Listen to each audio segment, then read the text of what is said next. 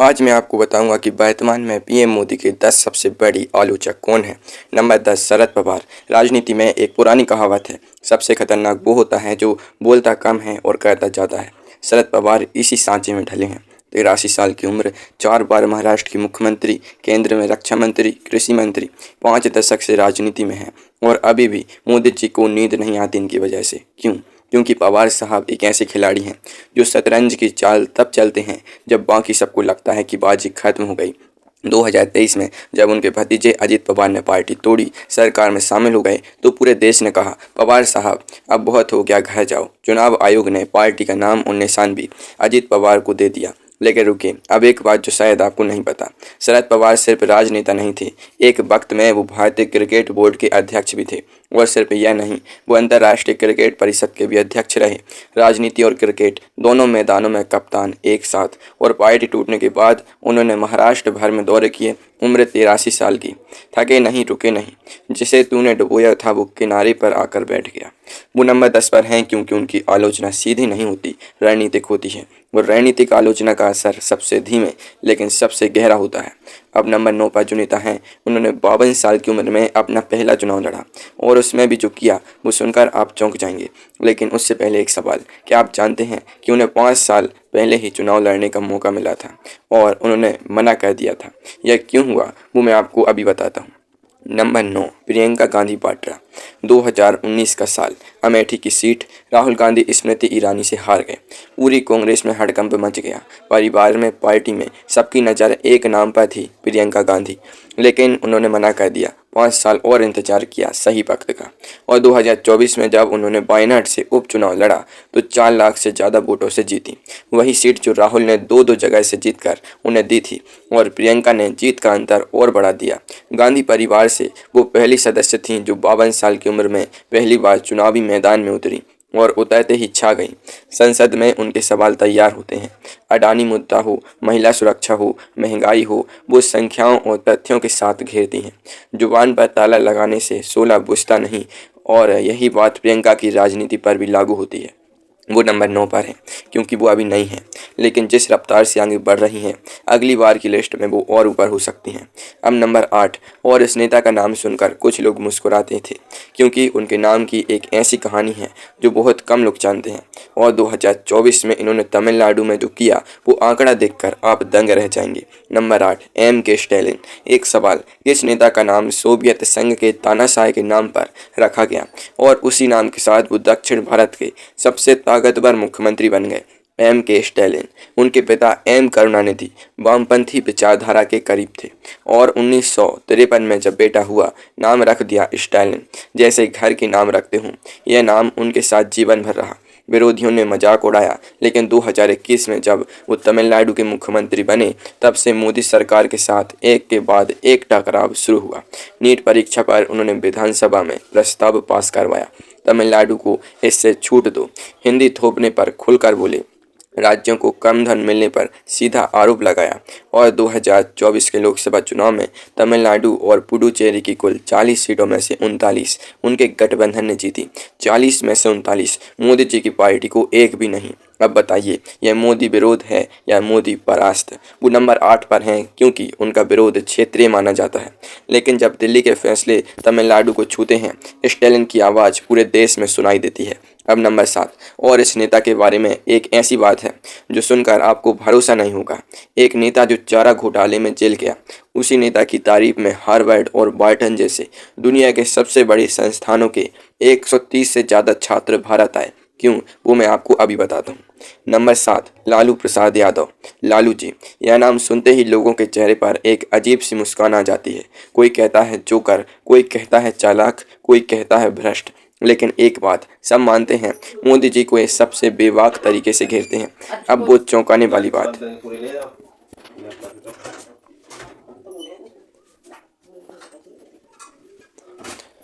अब वो चौंकाने वाली बात, 2004 से 2009 तक लालू प्रसाद यादव भारत के रेल मंत्री थे। उस वक्त भारतीय रेल घाटे में थी। राकेश मोहन समिति ने रिपोर्ट दी थी कि अगर ऐसे ही चला तो रेल दिवालिया हो जाएगी। लालू ने किराया नहीं बढ़ाया, लेकिन माल डिब्बों की क्षमता बढ़ाई, यात्रियों की संख्या बढ़ाई और दावा किया कि रेल मुनाफे में आ गई। नतीजा, हार्वर्ड और बार्टन प्रबंधन संस्थान के 130 से ज़्यादा छात्र और 7 प्राध्यापक भारत आए। दिल्ली के राष्ट्रीय रेल संग्रहालय में उन्हें सुनने। IIM अहमदाबाद ने भी इसे अपने पाठ्यक्रम में शामिल किया। एक देसी अंदाज में बोलने वाले नेता को दुनिया के सबसे बड़े प्रबंधन विद्यालय सुन रहे थे। यह लालू प्रसाद यादव का वो चेहरा है जो अक्सर चारा घोटाले की छाया में दब जाता है। जो दिखता है वो पूरा नहीं होता और जो पूरा होता है वो हमेशा नहीं दिखता। वो नंबर 7 पर है, जनाधार है, लेकिन कानूनी मामलों की लंबी सूची है उनकी विश्वसनीयता पर असर डाला है। नंबर 6 पर जो नेता है, उन्होंने 2024 में उत्तर प्रदेश में इतिहास रच दिया, लेकिन उनके बारे में एक बात बहुत कम लोग जानते हैं। वो पेशे से इंजीनियर हैं और विदेश में पढ़कर आए हैं। यह सुनकर आप शायद सोच रहे होंगे, अरे यह तो पता नहीं था। चलिए बताता हूँ। नंबर 6, अखिलेश यादव। उत्तर प्रदेश 80 लोकसभा सीटें, देश की सबसे बड़ी राजनीतिक प्रयोगशाला। 2024 के चुनाव में समाजवादी पार्टी ने यहाँ 37 सीटें जीती। 37। समाजवादी पार्टी के इतिहास में यह लोकसभा का सबसे बड़ा प्रदर्शन था और इसी उत्तर प्रदेश में मोदी जी की पार्टी को सबसे बड़ा झटका लगा। अब वो बात जो कम लोग जानते हैं, अखिलेश यादव ने ऑस्ट्रेलिया से पर्यावरण अभियांत्रिकी में पढ़ाई की है और 2012 में जब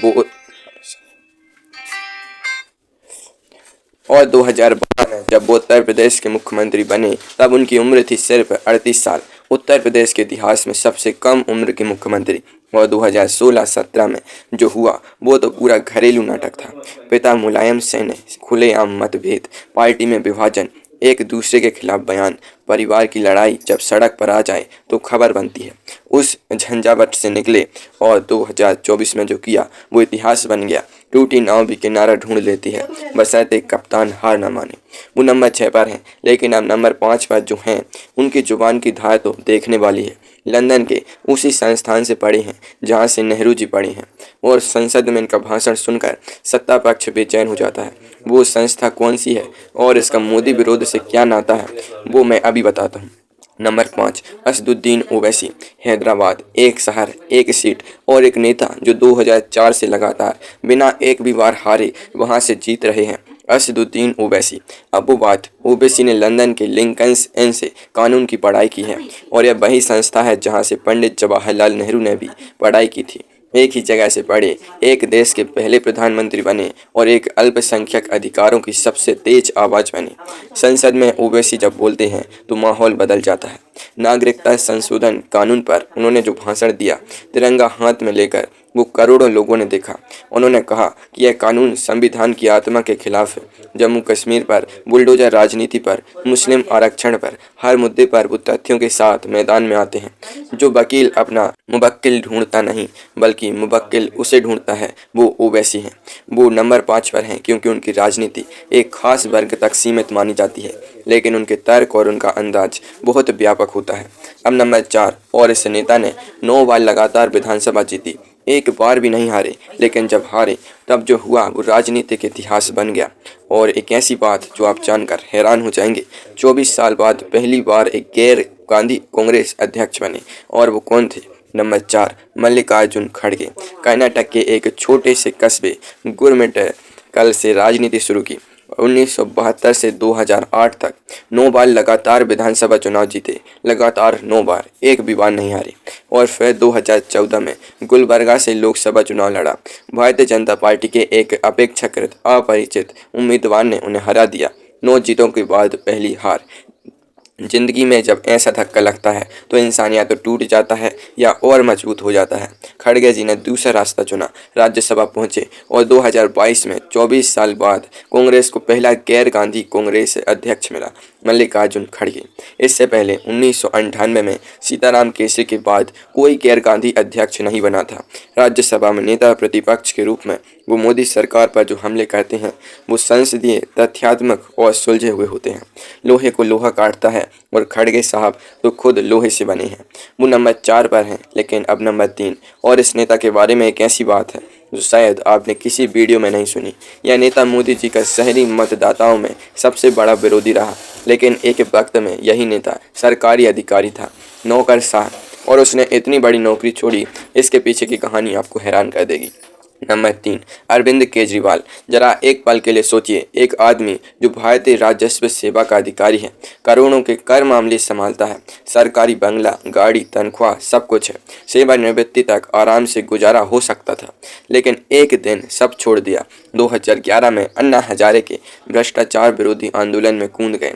देश ने देखा। 2013 में आम आदमी पार्टी बनाई और 2015 में दिल्ली में 70 में से 67 सीटें जीती। 70 में से 67 दिल्ली के इतिहास में ऐसी जीत पहले कभी नहीं हुई थी। लेकिन फिर 2024 में जो हुआ वो भारत के राजनीतिक इतिहास में पहली बार था। एक बैठे बिठाए मुख्यमंत्री को गिरफ्तार किया गया दिल्ली की शराब नीति मामले में।